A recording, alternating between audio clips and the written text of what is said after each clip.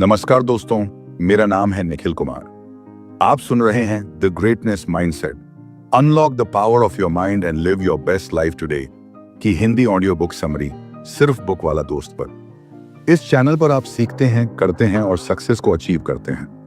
Greatness का मतलब सिर्फ सफलता नहीं, बल्कि हर हिस्से में एक्सीलेंस और फुलफिलमेंट को पाना है। जब आप अपने हाईएस्ट पोटेंशियल को अनलॉक करने की कोशिश करते हैं, तभी आप सच्चे मायनों में ग्रेटनेस की राह पर होते हैं। अब बात करते हैं माइंडसेट की। माइंडसेट यानी आपका नजरिया और विश्वास, जो ये तय करता है कि आप इस दुनिया को कैसे समझेंगे और उससे कैसे जुड़ेंगे। इसलिए जब आप अपने इमोशंस और बिहेवियर को ट्रांसफॉर्म करने के लिए सोचने का तरीका बदलते हैं, तो वही कहलाता है ग्रेटनेस माइंडसेट। इस समरी में आप सीखेंगे कि कैसे रेजिलियंस यानी मुश्किलों में टिके रहने की ताकत को डेवलप करें, अपना असली पर्पस खोजें और चाहे जितने भी डर हों, एक्शन लेना ना छोड़ें। साथ ही आप ये भी जानेंगे कि टाल मटोल की आदत को कैसे छोड़ा जाए, अपनी स्ट्रेंथ्स और पैशन को कैसे पहचान कर उनका सही इस्तेमाल किया जाए, अपने डर और पुराने ट्रॉमा को कैसे हील किया जाए और कैसे मीनिंगफुल गोल्स सेट करके उन्हें पूरा किया जाए।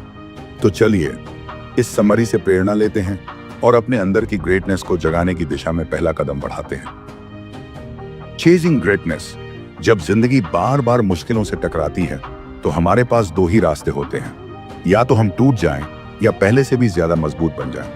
कई बार हालात ऐसे हो जाते हैं कि सब कुछ रुक सा जाता है और आगे कुछ भी साफ नहीं दिखता। लेकिन अगर आपके पास ग्रेटनेस माइंडसेट है, तो आप हर चुनौती से पार पा सकते हैं। ग्रेटनेस माइंडसेट का मतलब है अपने टैलेंट को पहचानना, एक साफ मकसद बनाना और डर या दिक्कतों के बावजूद भी एक्शन लेते रहना। इसके लिए खुद पर भरोसा और पॉजिटिव सोच जरूरी होती है। लेकिन ये माइंडसेट सिर्फ खुद तक सीमित नहीं होता। जब आप ऊपर उठते हैं, तो दूसरों को भी साथ लेकर चल सकते हैं। इस माइंडसेट को अपनाने के लिए 3 जरूरी स्टेप्स हैं। 1. रेजिलियंस यानी गिरकर फिर से उठना। 2. मीनिंगफुल मिशन यानी एक मकसद जो आपको गाइड करे। 3. कंसिस्टेंट एक्शन यानी लगातार काम करना, एक हर बार गिरकर फिर से खड़ा होना। रेजिलियंस का मतलब है सेटबैक्स के बाद भी हार न मानना। इसी का उदाहरण है इस किताब के लेखक लुइस हाउस। जब वे 23 साल के थे, तो उनका फाइनेंशियल हाल बहुत खराब था। वे अपनी बहन के घर के सोफे पर सोते थे। लुइस एक सक्सेसफुल फुटबॉल प्लेयर थे और डेकैथलॉन जैसे इवेंट्स में भी हिस्सा लेते थे। लेकिन एक दिन फुटबॉल खेलते वक्त उनकी कलाई में गंभीर चोट लग गई। सर्जरी करानी पड़ी और रिकवरी में लंबा वक्त लग गया। उन्हें लगने लगा कि शायद उनका करियर अब खत्म हो गया है। उसी समय उनके पिता को भी एक गंभीर ब्रेन ट्रॉमा हुआ, जिससे वो धीरे धीरे उबर रहे थे। ये 2 बड़े झटके लुइस को अंदर तक हिला गए। उनमें डर और सेल्फ डाउट घर कर गया था। उन्हें समझ नहीं आ रहा था कि अब आगे क्या होगा। इस दौर में लुइस ने खुद को टीवी देखने में उलझा लिया, लेकिन अंदर से वो जानते थे कि कुछ बदलना होगा। तभी उन्होंने एक मेंटर स्टुअर्ट जेनकिंस से संपर्क किया, जिन्होंने उन्हें लिंक्डइन पर नए मौके तलाशने की सलाह दी। लुइस ने इस सलाह को गंभीरता से लिया और लिंक्डइन की दुनिया को अच्छे से समझा। यही थी उनके रेजिलियंस की शुरुआत, जहां उन्होंने हालात को बहाना नहीं बल्कि मोटिवेशन बना लिया। 2. ए मीनिंगफुल मिशन। एक मकसद जो आपको दिशा दे। एक मीनिंगफुल मिशन वो होता है जो आपके हर एक्शन को गाइड करता है, खासकर तब जब लाइफ कठिन दौर से गुजर रही हो। लुइस को यह मिशन मिला एक किताब से जो उनके भाई ने उन्हें दी थी, the 4 hour work week by Timothy Ferriss. इस किताब ने उनकी सोच बदल दी। उन्हें डिजिटल बिजनेस, ऑनलाइन मार्केटिंग और नए मौकों के बारे में पता चला। इसके बाद लुइस ने अपने अंदर छुपे पैशन को खोजा। उन्होंने लिंक्डइन पर नेटवर्क बनाना शुरू किया, नई स्किल्स सीखी जैसे सालसा डांस और पब्लिक स्पीकिंग। इससे उनका कॉन्फिडेंस बढ़ा और एक नई पहचान मिली। उन्होंने अब जान लिया था कि उनका मकसद सिर्फ पैसा कमाना नहीं, बल्कि एक असरदार जीवन जीना है जो उन्हें खुद से और दुनिया से जोड़ता है। 3. Taking consistent action. बिना रुके आगे बढ़ते जाना। सपनों को हकीकत में बदलने के लिए सिर्फ सोचने से कुछ नहीं होता, एक्शन जरूरी होता है। जब लुइस को अपना मकसद मिला, उन्होंने पूरे फोकस के साथ काम करना शुरू किया। वो डिप्रेशन से उबर रहे थे, लेकिन अब उन्होंने ठान लिया था कि हर दिन थोड़ा थोड़ा करके आगे बढ़ेंगे। उन्होंने टोस्ट मास्टर्स ज्वाइन किया ताकि पब्लिक स्पीकिंग का डर दूर कर सकें। नेटवर्किंग इवेंट्स में हिस्सा लिया और नए लोगों से जुड़ना शुरू किया। यहीं पर उनकी मुलाकात हुई फ्रैंक एगिन से, जो एक सक्सेसफुल स्पीकर और बाद में लुइस के मेंटर बने। फ्रैंक ने उन्हें मोटिवेट किया कि वो लिंक्डइन पर एक किताब लिखें जो उनके लिए बड़ा चैलेंज था क्योंकि उन्हें स्कूल जाना भी पसंद नहीं था। लेकिन उन्होंने इस सलाह को अपनाया, वो ऑथर बने और देश भर में नेटवर्किंग इवेंट्स होस्ट करने लगे। धीरे धीरे उन्हें कंसल्टिंग के नए मौके मिले और उनका डिजिटल बिजनेस 7 फिगर वार्षिक राजस्व तक पहुंच गया। उनका podcast the school of greatness अब दुनिया के टॉप पर्सनल डेवलपमेंट शोज में गिना जाता है। उन्होंने 9 साल तक यूएसए की हैंडबॉल नेशनल टीम में खेला और करोड़ों की चैरिटी भी की। एक घायल एथलीट से लेकर एक पावरफुल एंटरप्रेन्योर और मोटिवेशनल स्पीकर तक की उनकी जर्नी इस बात का सबूत है कि ग्रेटनेस माइंडसेट क्या कमाल कर सकता है। तो याद रखिए, अगर आप रेजिलियंस को अपनाएं, एक मीनिंगफुल मिशन सेट करें और कंसिस्टेंट एक्शन लें, तो कोई भी मुश्किल आपकी ग्रोथ को रोक नहीं सकती। Missing your meaningful mission. क्या आपने कभी सोचा है कि आपकी लाइफ का मिशन क्या है? अगर आपके पास कोई क्लियर पर्पस नहीं है तो लाइफ में अक्सर कंफ्यूजन, खालीपन और मायूसी महसूस होती है। ऐसे में आप बार बार अपने गोल्स और जॉब्स बदलते रहेंगे और बहुत सा समय सिर्फ टीवी देखने या बाकी चीजों में खोकर बर्बाद कर देंगे। बिना किसी मकसद के जीना ऐसा होता है जैसे आप अपनी ही जिंदगी को बाहर से बस देखते रहो, बिना कंट्रोल के, बिना दिशा के। और अगर आपने मेहनत के बावजूद कोई प्रोग्रेस नहीं देखी तो वो फ्रस्ट्रेशन और नाउम्मीदगी में बदल सकती है। धीरे धीरे आप अनहेल्थी कोपिंग मैकेनिज्म्स जैसे डिस्ट्रैक्शंस, आदतें या नेगेटिव बिहेवियर अपना सकते हैं। आप हर चीज के पीछे भागेंगे लेकिन किसी में ठहराव नहीं मिलेगा। तो मिशन कैसे ढूंढे? अपने मीनिंगफुल मिशन को ढूंढने के लिए सबसे पहली शर्त है खुद के साथ ईमानदार होना। थोड़ा रुकिए और सोचिए, आपकी लाइफ में सच में क्या मायने रखता है? आपको क्या करने में खुशी मिलती है? कौन सी प्रॉब्लम है जिसे आप दिल से सॉल्व करना चाहते हैं? इस क्लैरिटी को पाने के लिए आप find your sweet spot exercise का इस्तेमाल कर सकते हैं।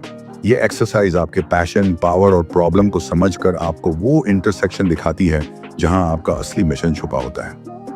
पैशन वो चीज है जिसे आप प्यार से करते हैं, जिससे आपको खुशी और एनर्जी मिलती है, इवन अगर आपको इसके पैसे ना भी मिले। ऐसे कामों की एक लिस्ट बनाएं जिन्हें करते हुए आप खुद को खो देते हैं, चाहे वो बड़ी चीज हो या छोटी, अनरियलिस्टिक लगे या अलग, सब कुछ लिखिए। पावर। अब अपनी पावर यानी ताकत को समझिए। वो स्किल्स और टैलेंट जो आपके अंदर नेचुरली हैं या फिर आपने सालों में सीखे हैं, बचपन से लेकर अब तक। सोचिए आपने किन चीजों में बार बार अच्छा किया है। प्रॉब्लम। फिर सोचिए कौन सी प्रॉब्लम है जो आपको परेशान करती है और जिसे आप सॉल्व करने के लिए जेन्युइनली मोटिवेटेड हैं। ये कुछ भी हो सकता है, जैसे एजुकेशन में बदलाव लाना, फाइनेंशियल फ्रीडम या फिर लोगों को हेल्दी लाइफस्टाइल अपनाने में मदद करना। जब आप इन तीनों पैशन, पावर एंड प्रॉब्लम को एक साथ जोड़ते हैं तो आपको अपना स्वीट स्पॉट और वहां से आपका मिशन मिलने लगता है। ड्वेन जॉनसन का उदाहरण एक मिशन की तलाश। आइए देखते हैं कि कैसे हॉलीवुड एक्टर ड्वेन जॉनसन ने अपनी लाइफ में मिशन खोजा। जॉनसन बचपन से एक NFL प्लेयर बनना चाहते थे। उन्होंने मेहनत की, स्कॉलरशिप ली और कॉलेज लेवल पर फुटबॉल खेला, लेकिन एक चोट ने उनका सपना तोड़ दिया। उन्होंने कनाडा की फुटबॉल लीग में जाने की कोशिश की, बट वो भी फेल हो गई। उस वक्त उनकी हालत इतनी खराब थी कि उनके पास बस $60 थे और उन्हें दोबारा अपने पेरेंट्स के घर लौटना पड़ा। लेकिन उन्होंने हार नहीं मानी। उन्होंने खुद से पूछा, मेरी ताकत क्या है? उन्हें एहसास हुआ कि उनकी फिजिकल स्ट्रेंथ और एथलेटिक स्किल्स उनकी असली पावर हैं। उनके पिता खुद एक रेसलर थे और उन्होंने उनके साथ ट्रेनिंग शुरू कर दी। शुरुआत आसान नहीं थी, लोग उन्हें नकारते रहे और उन्होंने कई अलग अलग नामों से रेसलिंग की, बट फिर भी वो डटे रहे। धीरे धीरे उन्होंने द रॉक के नाम से एक पर्सोना तैयार किया जो बाद में दुनिया भर में फेमस हो गया। उन्होंने वर्ल्ड टाइटल्स जीते और खुद को एक रेसलिंग आइकन बना लिया। आज ड्वेन जॉनसन सिर्फ एक एक्टर या रेसलर नहीं है, बल्कि वो एक मिशन के साथ जीने वाले इंसान हैं। आपका मिशन टीवी पर नहीं मिलेगा, उसे खोजना पड़ेगा। जैसे रॉक ने किया, वैसे ही आपको भी खुद को जानना होगा, ओपन माइंड रखना होगा और कभी हार नहीं माननी होगी। आपका मिशन अपने आप सामने नहीं आएगा, इसके लिए मेहनत करनी होगी, बार बार कोशिश करनी होगी और खुद के पैशन, स्किल्स और एक्सपीरियंस को मिलाकर अपनी दिशा बनानी होगी। क्लियर मिशन पाने के लिए आपको खुद में झांकना पड़ेगा, बार बार असफल होकर भी आगे बढ़ना होगा, और जब आप ऐसा करेंगे तभी आप अपने असली मिशन तक पहुंच पाएंगे। Your fear conversion tool kit, डर को ग्रोथ में बदलने की कला। क्या आप अपने डर को पहचानते हैं? डर हमारे जीवन का हिस्सा होते हैं, लेकिन कई बार यही डर हमें उस रास्ते पर आगे बढ़ने से रोक देते हैं जिस पर हमें चलना चाहिए। कोई अंधेरे से डरता है, कोई भीड़ में बोलने से, और कई बार हमें यह भी डर होता है कि अगर हम सफल हो गए तो क्या हम उसे संभाल पाएंगे। खासकर जब आप अपने जीवन का मिशन खोजने लगते हैं तो सबसे ज्यादा जो डर सामने आते हैं वो होते हैं फेलियर का डर, सक्सेस का डर और जजमेंट का डर। फेलियर का डर अक्सर हमें खुद पर शक करने पर मजबूर कर देता है। ये डर हमें बार बार हमारी कमजोरियों की याद दिलाता है और हमें किसी भी नए कदम से रोक देता है। लेकिन अगर आप ग्रो करना चाहते हैं तो सफलता को अपने खिलाफ नहीं, अपने हक में इस्तेमाल करना होगा। फेलियर को कमजोरी की निशानी ना समझें, बल्कि उसे सीखने का एक मौका मानें। जब आप छोटे छोटे आसान गोल्स सेट करते हैं और उन्हें अचीव करते हैं तो आपकी खुद पर विश्वास करने की क्षमता बढ़ती है। बड़े गोल्स के लिए हमेशा एक प्लान भी तैयार रखें और अपने मकसद को इतना बड़ा बनाइए कि कोई भी डर उसके सामने छोटा लगे।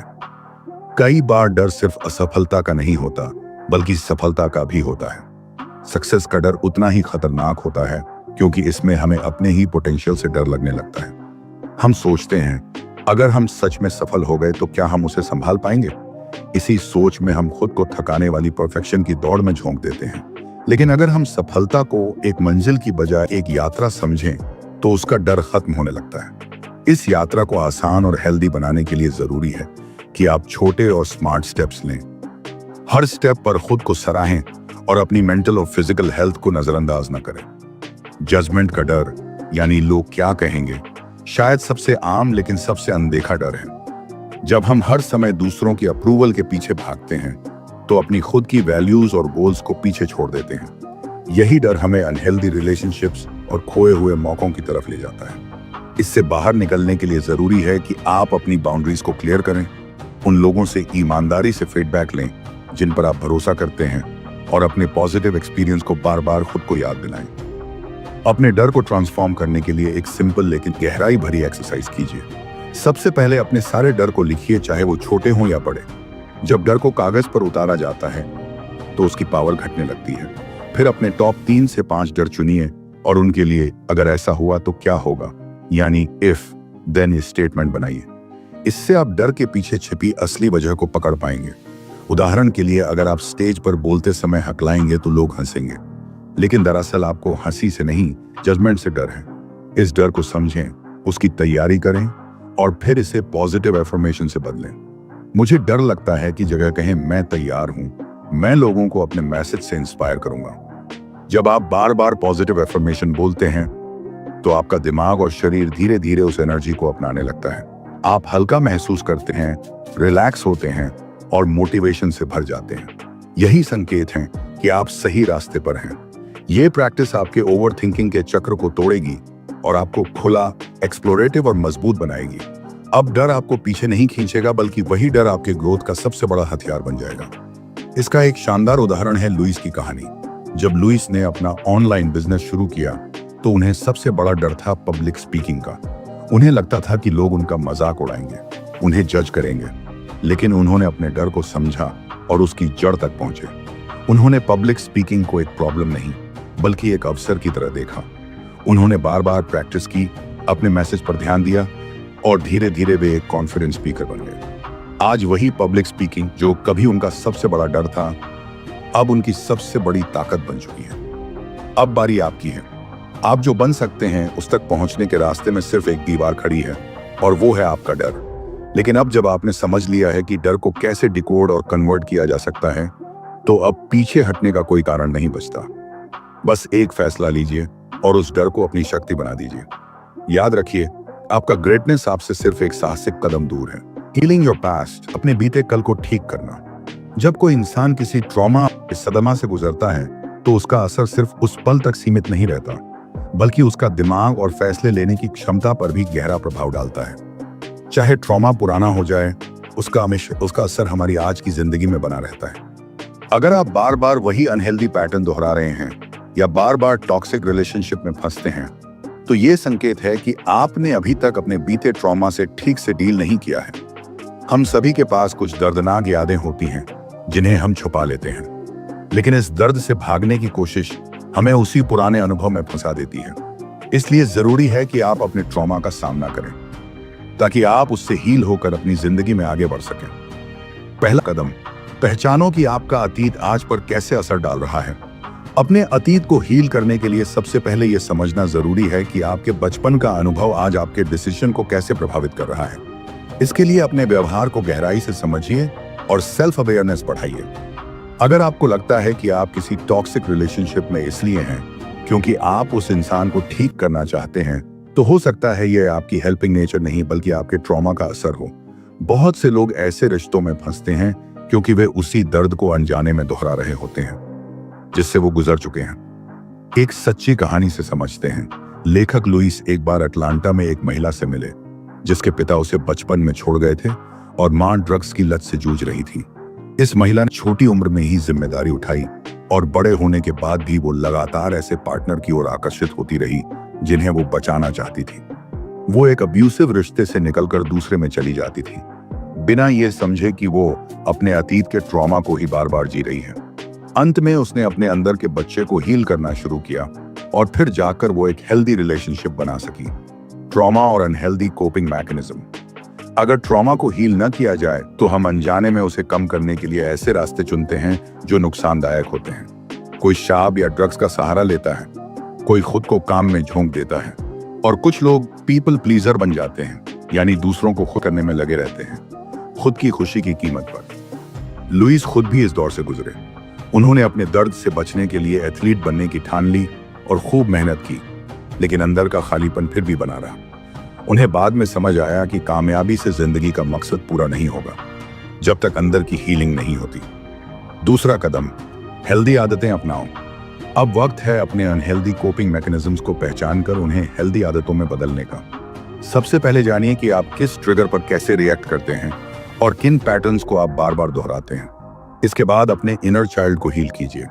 इसका मतलब है कि आप बचपन की अधूरी जरूरतों और जख्मों को समझें और एक एडल्ट के रूप में उस बच्चे को प्यार, सुरक्षा और भरोसा दें जो उसे कभी नहीं मिला। अगर आपको लगता है कि आप दर्द में अकेले हो जाते हैं तो खुद के लिए कुछ पॉजिटिव कीजिए, जैसे छुट्टी लें, ट्रैकिंग पर जाएं या खुद के साथ वक्त बिताएं।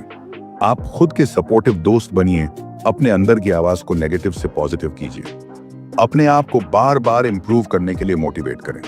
छोटी प्रोग्रेस को भी अप्रिशिएट करें और अपने डर को खुद पर हावी मत होने दीजिए। ब्रेन का साइंस एंड माइंडफुलनेस।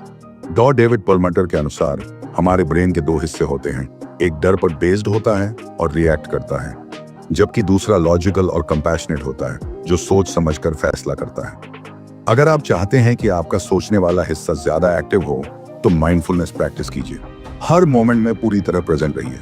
मेडिटेशन और डीप ब्रीदिंग से आप खुद को ट्रेन कर सकते हैं ताकि आपका रिएक्शन डर नहीं बल्कि समझदारी पर आधारित हो। तीसरा कदम, छोटे छोटे अचीवेबल गोल्स बनाइए। बड़े लक्ष्यों को छोटे हिस्सों में बांट दीजिए। हर छोटी जीत को सेलिब्रेट कीजिए ताकि आपका कॉन्फिडेंस बढ़े और आपकी पॉजिटिव आदतें मजबूत हों। इससे आपका इनर क्रिटिक शांत होगा और आपकी सपोर्टिव इनर वॉइस मजबूत होगी। अंत में हीलिंग का सही मतलब, अपने अतीत को देखना इसका मतलब नहीं कि आप उसमें फंसे रहना चाहते हैं। इसका मकसद है समझना कि आप आज जैसे हैं तो क्यों हैं और फिर उन पुराने पैटर्न्स को बदलकर अपनी हीलिंग की शुरुआत करना। हीलिंग के लिए आपको चाहिए अपने पास्ट को एक्सेप्ट करना, अपने अंदर के बच्चे को प्यार देना और अपने अंदर एक सपोर्टिव इनर कोच बनाना।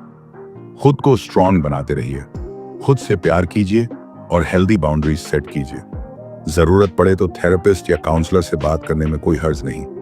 याद रखिए, हीलिंग एक सफर है और इसे कभी भी शुरू किया जा सकता है। अगर आप इस सफर पर हैं तो आप पहले से बहुत आगे निकल चुके हैं। खुद पर गर्व कीजिए और अगर इस कंटेंट ने आपको थोड़ा भी हेल्प किया हो तो एक लाइक जरूर करें, चैनल को सब्सक्राइब करें और कमेंट में बताएं कि आपकी हीलिंग जर्नी कैसी चल रही है। आपके अनुभव किसी और की मदद जरूर कर सकते हैं। फाइंडिंग योर आइडेंटिटी, अपनी पहचान को पहचानिए। क्या आपने कभी खुद से यह सवाल किया है, मैं असल में कौन हूं? आपकी पहचान यानी आपकी आइडेंटिटी सिर्फ आपका नाम या काम नहीं है। इसमें आपकी unique qualities, beliefs, personality traits और जिंदगी के अनुभव शामिल होते हैं। यही तय करते हैं कि आप कैसे सोचते हैं, कैसे बिहेव करते हैं और इस दुनिया को कैसे एक्सपीरियंस करते हैं। एनवायरनमेंट, रिलेशनशिप्स, अनुभव और हमारी चॉइसेस, ये सभी हमारी आइडेंटिटी को प्रभावित करते हैं। लेकिन सबसे जरूरी बात यह है कि जब तक आप खुद को नहीं समझते, आप अपने लिए सही दिशा नहीं चुन सकते। अक्सर ऐसा होता है कि जब लोग अपनी असली पहचान को भूल जाते हैं तो वो ऐसे गोल्स के पीछे भागते हैं जो उनकी आत्मा से मेल नहीं खाते और फिर भटकाव शुरू होता है। खुद को समझने की शुरुआत कहां से करें? सबसे पहले ये जानिए कि आप कौन हैं और क्या बनना चाहते हैं। अपनी बिलीफ्स, वैल्यूज, ताकत और कमजोरियों की लिस्ट बनाइए। खुद से पूछिए, क्या मैं अपनी पहचान से खुश हूं? क्या मुझे अपने लाइफ के मकसद का पता है? इन सवालों से आपकी सेल्फ अवेयरनेस बढ़ेगी और आप जान पाएंगे कि आज आप कहां खड़े हैं और आने वाले सालों में कहां पहुंचना चाहते हैं। अपने लिए एक मीनिंगफुल मिशन मैनिफेस्टो MMM एक बनाइए। MMM एक ऐसा टूल है जो आपकी जिंदगी का पर्पस डिफाइन करता है और आपको एक्शन लेने के लिए मोटिवेट करता है। सोचिए कि आपको कौन से बिहेवियर चेंज करने हैं। बुरी आदतों की पहचान कीजिए और तय कीजिए कि आपको कौन सी पॉजिटिव हैबिट्स अपनानी है। इमेजिन कीजिए कि उन बदलावों से आपकी लाइफ कैसे बदलेगी। नए स्किल्स, अपनी पहचान को मजबूत करने के लिए नई स्किल्स सीखना जरूरी है। देखिए कि आपको किन स्किल्स की जरूरत है। ऑनलाइन कोर्सेज करें, अच्छी किताबें पढ़ें या फिर फाइनेंशियल नॉलेज लें। सीखते रहना ही आपकी ग्रोथ की गारंटी है। एक कहानी एंथनी कूपर की। एंथनी की सबसे बड़ी प्रॉब्लम थी टाल मटोल करने की आदत। उसने अपने MMM में लिखा कि वो किन आदतों से छुटकारा पाना चाहता है और कौन सी पॉजिटिव हैबिट्स वो अपनाना चाहता है। वो अब अपने टाइम को प्रोडक्टिव कामों में लगाता है, बिंज वॉचिंग और गेम्स पर कम समय बिताता है, बाहर दोस्तों के साथ जाता है, एक बिजनेस कोच से गाइडेंस लेता है और हर दिन एक जर्नल लिखता है। सबसे जरूरी बात, उसने खुद से दयालु होना सीखा। गलतियां होने पर खुद को कोसने के बजाय उसने सीखा कि गलतियों से सीखा जाता है, रुका नहीं जाता। अब आपकी बारी है। आप भी एंथनी की तरह अपनी आइडेंटिटी को अपडेट कर सकते हैं। अपना MMM लिखिए, नए स्किल्स सीखिए, बुरी आदतों को पहचानिए और पॉजिटिव हैबिट्स अपनाइए। खुद से ईमानदार रहिए, दयालु बनिए। याद रखिए, आपकी पहचान कोई फिक्स चीज नहीं है, वो आपके अनुभवों और चॉइसेस से लगातार विकसित होती रहती है। बड़ी बात, आपके एक्शन आपकी असली पहचान को बनाते हैं। अगर ये बातें आपको वैल्यू दे रही हैं तो लाइक जरूर करें और इस चैनल को सब्सक्राइब करना ना भूलें। कमेंट में हमें बताइए आपने अपनी पहचान को लेकर कौन सी सबसे बड़ी सीख आज ली। अब चलिए खुद को और बेहतर बनाने के इस सफर को आगे बढ़ाते हैं। The mindset in motion cycle. Mindset यानी सोचने, महसूस करने और एक्शन लेने का तरीका। हमारा माइंडसेट 3 मुख्य हिस्सों से बना होता है, हमारे थॉट्स, इमोशंस और बिहेवियर। ये तीनों आपस में गहराई से जुड़े होते हैं और एक दूसरे को लगातार प्रभावित करते हैं। यानी जो आप सोचते हो वो आप महसूस करते हो और जैसा आप महसूस करते हो वैसा ही आप व्यवहार करते हो। आपके थॉट्स आपके अंदर के बिलीव्स को एक्सप्रेस करते हैं। अगर आप सोचते हैं कि आप सफल हो सकते हैं तो ये सोच आपको पॉजिटिव इमोशंस देती है, जैसे कॉन्फिडेंस और मोटिवेशन। वही सोच आगे जाकर आपको सही एक्शन लेने के लिए तैयार करती है। लेकिन अगर आप खुद को नाकाम मानते हैं तो आपके इमोशंस डाउन हो जाते हैं और आप खुद पर शक करने लगते हैं। ये सोच धीरे धीरे आपकी कोशिश करने की इच्छा को खत्म कर देती है। इमोशंस यानी आपकी फीलिंग्स, वो फीलिंग्स जो आपके थॉट्स और एक्सपीरियंस से बनती हैं। पॉजिटिव इमोशंस जैसे खुशी, उम्मीद और ग्रेटिट्यूड आगे बढ़ने के लिए पुश करती हैं। वहीं नेगेटिव इमोशंस जैसे डर, गुस्सा या उदासी आपको अंदर से रोक देती हैं। अगर आप अपने इमोशंस को सही से हैंडल करना सीख जाते हैं तो यही इमोशंस आपकी ग्रोथ का इंजन बन सकती हैं। बिहेवियर यानी आपकी एक्शंस आपके थॉट्स और इमोशंस के बेस पर सामने आते हैं। जब आपके थॉट्स पॉजिटिव हों और इमोशंस सपोर्टिव, तब आप ऐसे एक्शन लेते हैं जो प्रोडक्टिव और गोल्स की तरफ ले जाने वाले होते हैं। कंसिस्टेंट पॉजिटिव बिहेवियर ही वो रास्ता है जो आपको सफलता और सेल्फ इंप्रूवमेंट तक पहुंचाता है। जब थॉट्स, इमोशंस और बिहेवियर एक साथ और सही दिशा में काम करते हैं तो एक पावरफुल साइकिल बनता है, जिसे माइंडसेट इन मोशन साइकिल कहा जाता है। इस साइकिल में पॉजिटिव सोच पॉजिटिव इमोशंस को जन्म देती है और वो इमोशंस अच्छे बिहेवियर को लाती है। फिर यही बिहेवियर आपकी सोच को और भी पॉजिटिव बनाते हैं। इस तरह एक हेल्दी ग्रोथ सपोर्टिंग साइकिल बनता है। लेकिन अगर आप नेगेटिव थिंकिंग में फंस जाते हैं तो ये साइकिल उल्टा चलने लगता है। नेगेटिव थॉट्स से नेगेटिव इमोशंस आते हैं और वो आपको नेगेटिव बिहेवियर की ओर ले जाते हैं। इससे आप एक अनहेल्दी और अनप्रोडक्टिव साइकिल में फंस जाते हैं, जिससे निकलना मुश्किल हो सकता है। यही वो जगह है जहां इमोशनल एजिलिटी की मदद कर सकती है। इमोशनल एजिलिटी का मतलब है अपने इमोशंस को समझना, उन्हें पहचानना और फिर समझदारी से उनके ऊपर रिस्पॉन्ड करना। इसका मतलब ये नहीं कि आप इमोशंस को दबा दें या अनदेखा करें, बल्कि आपको ये समझना है कि आपकी फीलिंग्स आपकी सोच और एक्शन को कैसे प्रभावित कर रही हैं। जब भी कोई स्ट्रॉन्ग इमोशन आए जैसे गुस्सा, डर या निराशा, तो खुद से सवाल करें कि ये फीलिंग्स आपकी सोच को कैसे बदल रही हैं। क्या ये आपको ऐसा सोचने पर मजबूर कर रही हैं जो आपके फेवर में नहीं है?